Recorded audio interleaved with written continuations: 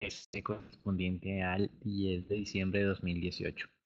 Calendario económico, comenzando incluso desde datos dados a conocer el día viernes en horas de la noche.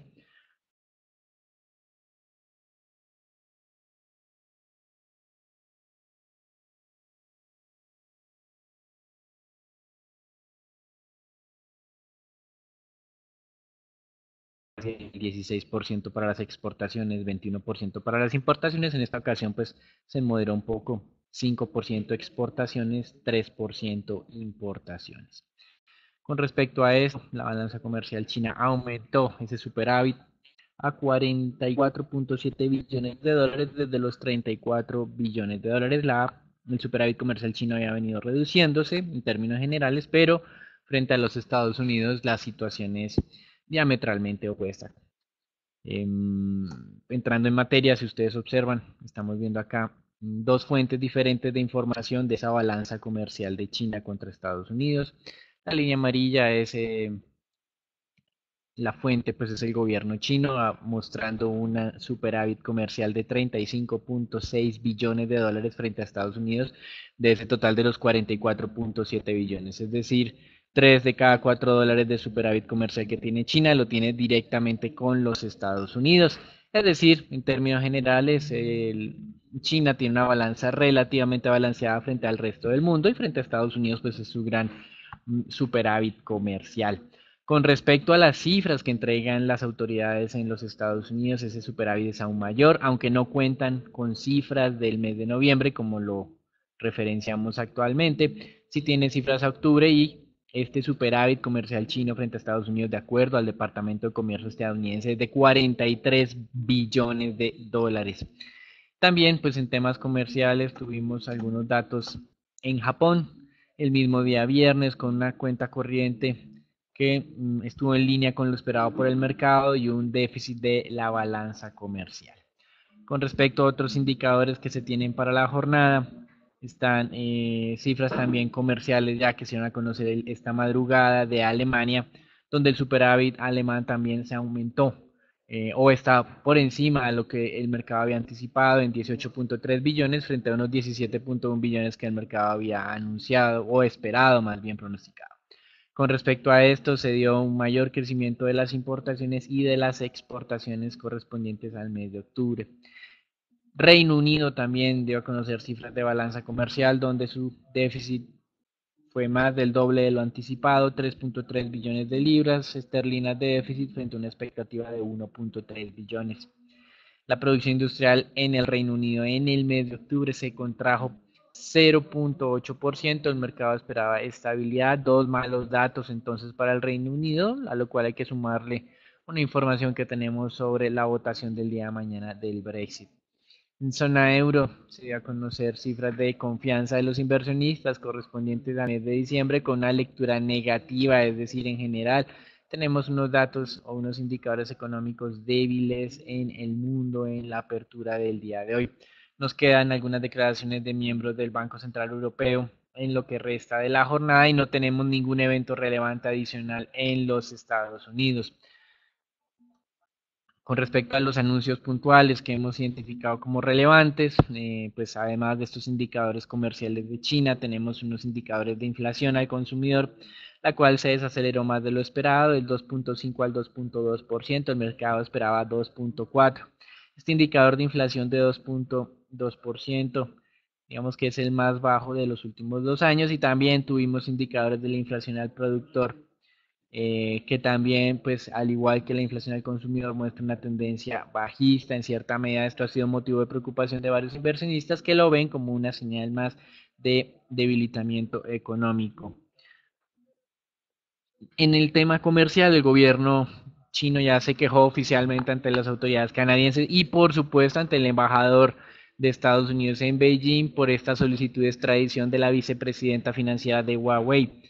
Continuamos recibiendo información durante las últimas horas donde pues Huawei habría transferido recursos a Irán a través de diferentes bancos como son el HSBC y el Standard Charter, y esto hace parte de ese proceso de investigación impulsado por las autoridades estadounidenses y que motivó esta detención de la vicepresidenta financiera. Con respecto a Asia, también tenemos un tema de crecimiento económico japonés con una contracción del 2.5% del tercer trimestre del año. Ese trimestre fue afectado por temas de desastres naturales, pero también sin duda aquí hay dudas o aquí hay pues temores relacionados con ese tema comercial, teniendo en cuenta que Japón es un país dependiente de las exportaciones. Y en Europa, como mencionamos, tenemos un tema acá en el Brexit. Al parecer, la primera ministra está contemplando la posibilidad de retrasar la votación que tenía ya para el día de mañana ante la inminente derrota que tendría en el Parlamento, corporación que no apoyaría su plan de negociación con la Unión Europea y lo acercaría aún más a un escenario negativo de salida abrupta de la Unión Europea luego del 29 de marzo del 2019.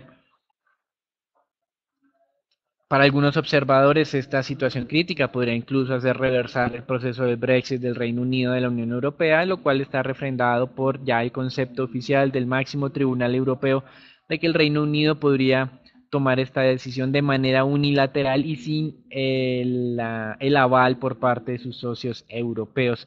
Pero pues internamente, como hemos visto, la población del Reino Unido no está muy convencida aún de que sea mejor mantenerse dentro de la Unión Europea y por eso esos sondeos de intención de un nuevo referendo no muestran una clara decisión a favor de mantenerse dentro de este grupo económico. Entonces, este continuará siendo el factor de corto plazo de riesgo en los mercados europeos y hay que pues, estar viendo en las siguientes 24 horas si la primera ministra decide o no reiniciar el proceso de votación de Parlamento y en caso de que lo haga, cuál podría ser el resultado e incluso recuerden que está en juego el mismo cargo de ella. Con respecto a los mercados accionarios, pues toda esta situación de datos débiles económicos más esta refriega desde el punto de vista comercial de China, Canadá y Estados Unidos con la detención de esta vicepresidenta de Huawei, pues tiene las expectativas muy bajas para los inversionistas. Estaríamos arrancando esta semana con, digamos, unos movimientos no muy favorables. En Europa hubo pérdidas, digamos que generalizadas del 0.5%, luego de que la semana pasada los Estados Unidos cerraron con pérdidas de hasta 2%. En este momento los futuros están relativamente planos, habían en las primeras horas marcado descensos del 0.3, 0.4% y actualmente tiene avances del 0.15 en los Estados Unidos. Sin embargo, como hemos manifestado aquí, lo más relevante en apariencia es este tema comercial con los Estados Unidos. Y analistas consideran que los mercados emergentes están mejor posicionados que los Estados Unidos. Y si bien es cierto, los mercados emergentes han perdido cerca de un 2% durante los últimos 2 meses en total, frente a los Estados Unidos el rendimiento o las pérdidas han sido sustancialmente menores, casi un 6% menos. Así que algunos inversionistas están viendo a los mercados emergentes con algún tipo de expectativa favorable. Sin embargo, pues tenemos varios nubarrones, como están los incrementos de tasas de la Reserva Federal, estas luchas comerciales, el Brexit, el tema presupuestario italiano y pues todas estas dudas acerca de la gestión política en varios países de América Latina, así como la situación de corto plazo del mercado petrolero. Eso es todo por ahora, los dejamos con Raúl.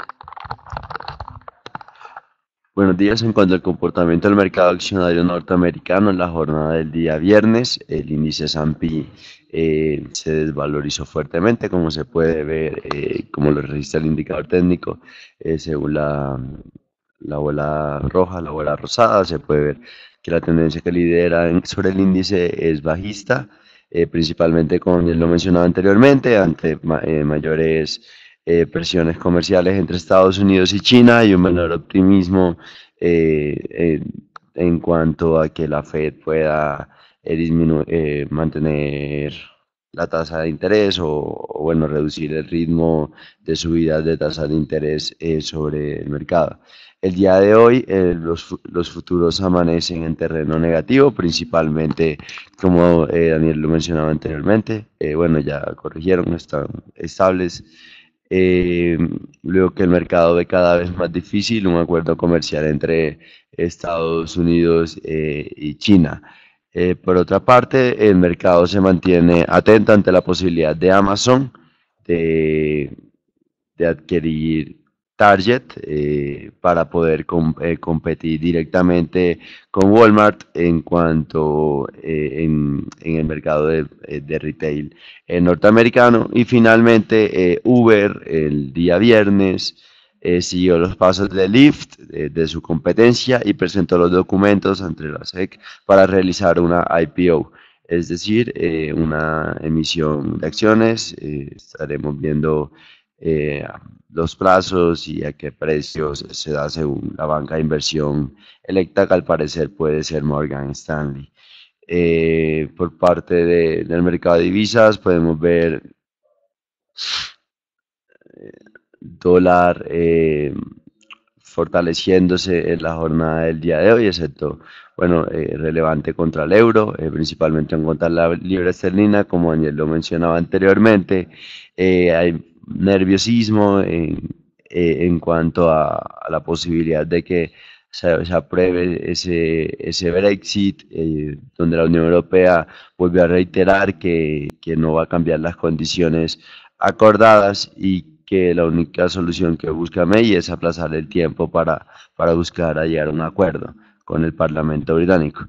Por otra parte, siguen las malas noticias para la libra esterlina. La economía británica se desaceleró pasando de un PIB del 0.6, de un 0.6% a un 0.4%, teniendo en cuenta la incertidumbre del Brexit. Y por otra parte, Estados Unidos mencionó que para el 1 de marzo del próximo año necesitará un acuerdo con China, si no se irá impondrán nuevos aranceles.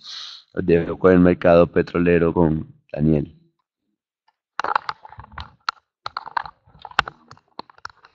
En el tema petrolero, ese entusiasmo de la semana pasada por el recorte pactado entre la OPEP y países no miembros de esta organización de 1.2 millones de barriles día de menor producción duró muy poco este entusiasmo y en apariencia Goldman Sachs explica que se debe a que, si bien es cierto existe una meta global del grupo, no hay metas puntuales por país y que esto lo va a hacer de difícil cumplimiento o seguimiento para la organización y sus aliados. Morgan Stanley, por su parte, redujo el precio objetivo del Brent para 2019 en $10, ubicándolo en 67,50. Actualmente el Brent está en los $61. Y por otra parte, digamos que en contravía de estas menores expectativas de precios, UBS ratificó su objetivo de rango de negociación del Brent para 2019 entre los 70 y los $80. Recuerden que en GSC hemos mantenido una visión no tan optimistas, pero sí menos dramática frente al tema del precio del petróleo, con objetivos del Brent cercanos a los $70, WTI hacia los $65. Eso es todo por ahora, los dejamos con Raúl. Por otra parte, inicia la incertidumbre en el mercado petrolero norteamericano, luego que Schlumberger reportara o mencionara que podría registrar pérdidas de hasta 2 dígitos, principalmente en medio de una caída de la producción de fracking norteamericana y menores precios del crudo. Este efecto, según analistas, se podría ver impactado a las demás petroleras y principalmente las norteamericanas. Desde el punto de vista técnico, podemos ver que el petróleo referencia WTI retrocede alrededor del 1.8%, como se puede observar, a pesar de esa fuerte corrección que tuvo en la jornada del día viernes, luego del reporte de la OPEP que va a recortar 1.2 millones de barriles de producción de crudo. Se puede ver que el mercado empieza a estabilizarse alrededor de los $51 en la jornada de hoy. Teniendo en cuenta los recortes de la OPEP, al parecer no generaron las presiones al alza sobre los precios más de lo esperado. Los dejo el mercado de bonos con Daniel.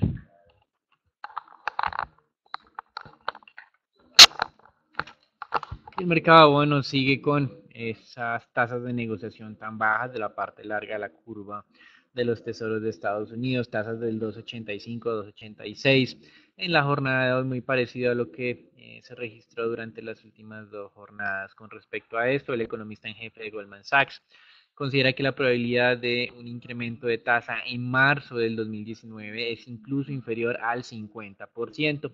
El mercado actualmente cree que para esta reunión de diciembre, del 19 de diciembre, la probabilidad de incremento de tasa se redujo del 80 al 69%, algo que es un poco inusual teniendo en cuenta pues que casi se da por descontado que habrá el ajuste en algunos días adicionales. Sin embargo, lo que llama la atención es la posición de Goldman Sachs, teniendo esa tan baja expectativa ya para primer trimestre del 2019. Adicionalmente, Goldman Sachs considera que la Fed va a reformular sus pronósticos de ajustes de tasas para el próximo año. Actualmente recuerden que el consenso menciona 3 incrementos adicionales, mientras que Goldman Sachs considera que la Fed va a revisar esto a solamente 2 aumentos más. Eso es todo por ahora. Recuerden hoy una jornada arrancando un poco, digamos, una dinámica muy tenue. La semana pasada cerramos muy negativamente y pues en esta no está mostrando signos de recuperación, aunque como vimos los mercados emergentes han tenido un comportamiento menos negativo que el mercado accionario estadounidense. En petróleo, con dudas el mercado acerca de cómo va a ser el cumplimiento de ese importante recorte de producción anunciado la semana pasada, pues no hay metas puntuales por países en esta ocasión. Eso es todo por ahora. Damos entrada entonces al reporte Colombia, donde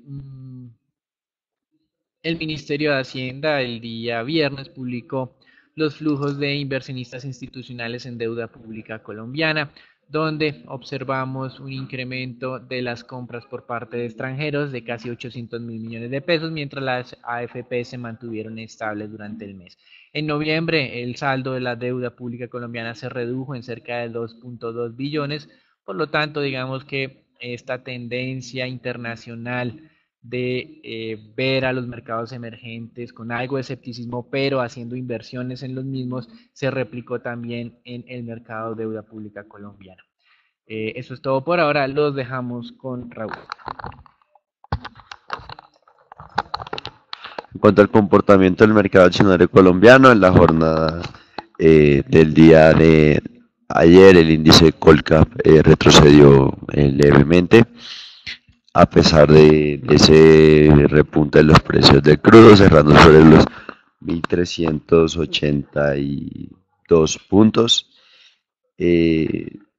afectado principalmente por un difícil entorno internacional y esa inestabilidad, como lo mencionaba anteriormente, de los precios del petróleo. Como se puede observar desde el punto de vista técnico, se mantiene distante al nivel de entrada. El día de hoy el índice podría mostrar una recuperación, ya que consideramos que muestra un débil comportamiento continuo. Podríamos observar un rebote en esa semana, aunque el día de hoy no esperamos que supere los 1.400 puntos. En cuanto a noticias, tenemos una noticia por parte de la ETB, donde la compañía acató el fallo por parte del tribunal, donde manifiesta que, bueno, el distrito continuará intentando poder vender la compañía, donde manifiesta principalmente que se podría cubrir con esa enajenación parcial y total de las acciones diferentes planes, como 280 millones para seguridad, 30 colegios alrededor de 221.000 millones de pesos,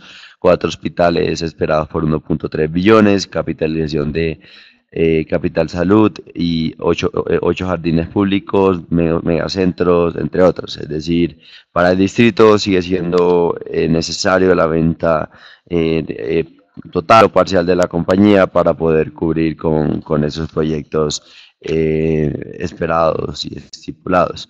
Desde el punto de vista técnico, podemos ver la acción de Ecopetrol,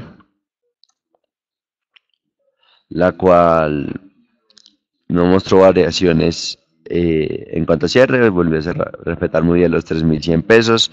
Y ahí, a pesar del rebote de los precios del crudo, no se vio reflejado ese comportamiento sobre la acción de Ecopetrol, aunque esperamos que lo refleje levemente al alza, teniendo en cuenta que el crudo avanzó alrededor de un 5% el día viernes y Ecopetrol se mantuvo inalterable. Por otra parte, Fitch Ratings aumentó el grado de calificación de la compañía, pasando de menos triple B a triple B, donde destaca principalmente solidez financiera y menores niveles de endeudamiento. Y finalmente el mercado se mantiene a la espera de los avances de la legislación del fracking en Colombia. Por otra parte, tenemos la acción de preferencia a la Bianca, la cual, a pesar de que mostró una muy corta tendencia al alza, esta retrocedió fuertemente, bueno, retrocedió el día viernes, cayó alrededor de 1,9%, principalmente luego que el Tribunal de Brasil ordenara a su filial, Avianca Brasil, a devolver 11 aviones de su flota, los cuales podrían llegar hasta ser hasta el 20% de la flota, es decir, pueden ser 11 o hasta más, tras un orden judicial por presunta demora en los pagos de arrendamiento. Esto se dio luego que dos compañías de leasing, Boca Aviation y Constitution Aircraft, presentaron el reclamo ante el tribunal brasilero. Además, destacar que Avianca Holdings confirmó un préstamo de United por más de 450 millones de dólares a Synergy, que es la mayor accionista de Avianca, lo cual le da flexibilidad a Avianca para poder pagar sus eh, bonos que vencen entre el 2020 y 2021. Y por otra parte, Hernán Rincón, el CEO de la compañía, mencionó que los acercamientos con Lufthansa están muy cerca de comenzar, lo cual también podría impulsar las rutas y las coberturas de la compañía, siendo los principales beneficiarios los usuarios. Los dejo con el mercado de dólar con Daniel.